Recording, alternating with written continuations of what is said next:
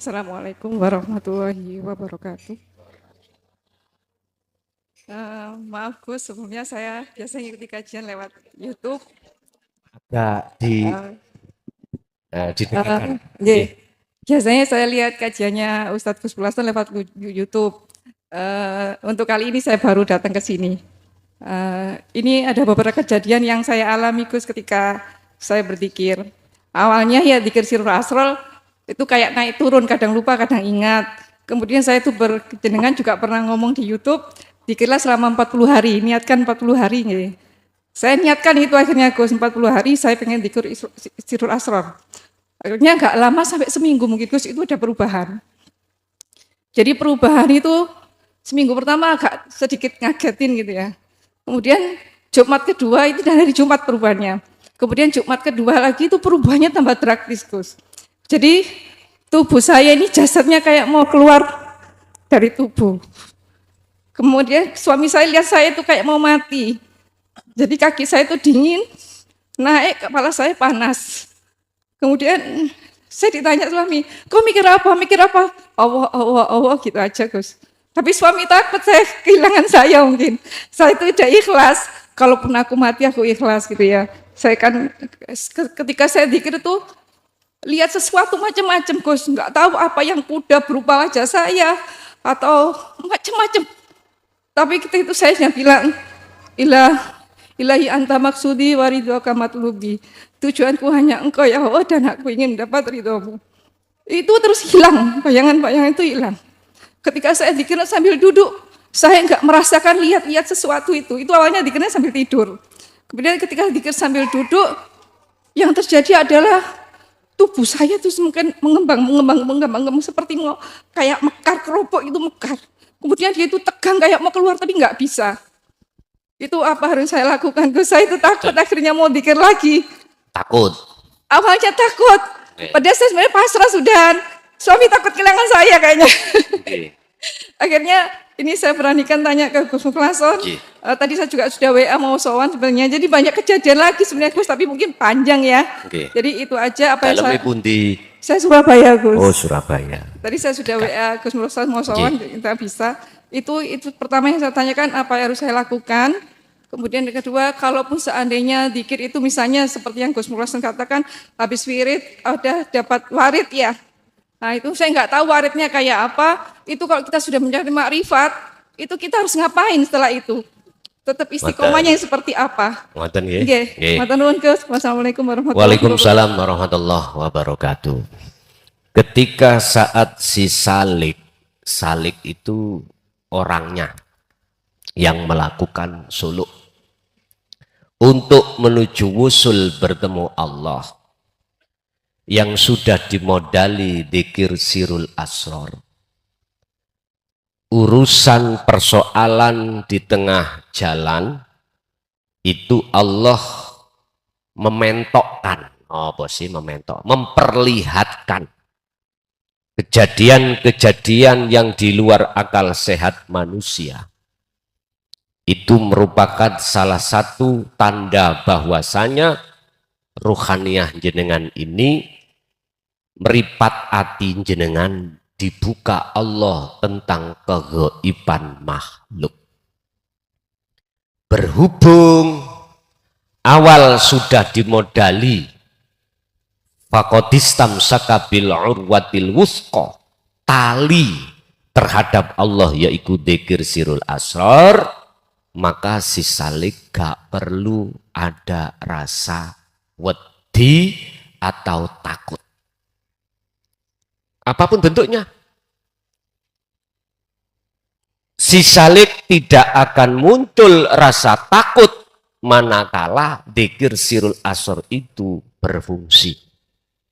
Pertama, sirul asrar kan syu'aul basiroh. Keterangannya jenengan iki sadar yang memperjalankan jenengan hanya Allah. Umpama bertemu terhadap apapun, semua itu yang sebagai subjek atau isim fa'il di dalam makhluk-makhluk apapun itu ya cuman Allah. Ini nggak akan pernah takut. otomatis orang lain, suami atau anak yang mendengarkan keterangan kejadian jenengan takut. Kalau beliau belum memegang sirul, mesti takut. Sing suami takut kehilangan, guyo nek balik, nek gak balik piye? Terus aku kok golek di mana? Gak kau oleh golek jenengan biyen niku angel nglani. Kita diewangi tukaran beda pendapat dengan saudara dan lain sebagainya. Loh, kita tidak boleh melihat, memandang dari sudut orang lain, jangan. Intine jenengan tatkala diterjadikan Allah di dalam alam kasyaf yang tadi dikatakan kok kula mengembang tambah gede buta bae. Seakan-akan memang seperti itu. Kalau boleh ditanyakan itu apa? Bon, sampai buka di dalam surah Ibrahim ayat 3.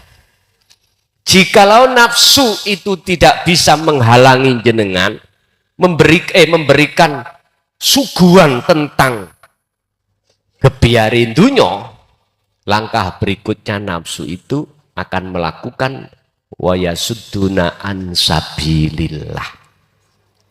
Tidak bisa wayastakhibunal hayata dunya. Langkah kedua nafsu akan menghalang-halangi Anda. Bagaimana si roh si salik ini takut ya?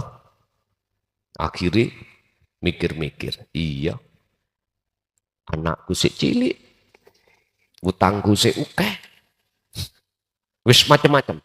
Jadi gak diteruske karena ada ketakutan. Kalau ini Anda tetap berjalan terus, langkah terakhir nafsu itu akan membuat dalam hati jenengan wayabghunaha iwaja, berupaya untuk membengkokkan tujuan jenengan. Itu tadi karomah tadi, otomatis Anda akan tujuannya dari orang sakti. Ya wis nang karomah ini tanda kalau kecebur. Kalau Anda tetap berpegang teguh dengan dzikir sirul asr, maka ketika su'aul basyirah, mesti langkah kedua akan sampailah ke ainul basyirah, bahkan hakul basyirah, nanti bertemu Allah, masuk di dalam alam akhirat. Al-waridu yujadu, itu akan bisa kau temukan. Warid utawa alam utawa kemakrifatan itu hanya di alam akhirat. Bertemu Allah itu ada di alam akhirat. Artinya detik-detik dalam hati jenengan Bu dinyalakan cahaya makrifat itu. Lah support saya terhadap jenengan, apa yang langkah harus dilakukan. Motivasi saya untuk jenengan Bu, apa yang harus jenengan lakukan. Pun mengke sampean buka ning omah surat Al-Ahzab ayat 41-42. Niku mawon sampean buka. Di situ maksudnya terus di saat jenengan itu baik keadaan senggang maupun repot, hati tetap berzikir. Bon, niku motivasi saya. Oke, berikutnya Ibu masih ada? Enggak ada? Kalau enggak ada tak lempar nang Pak E. Pak E nambah situ engkas.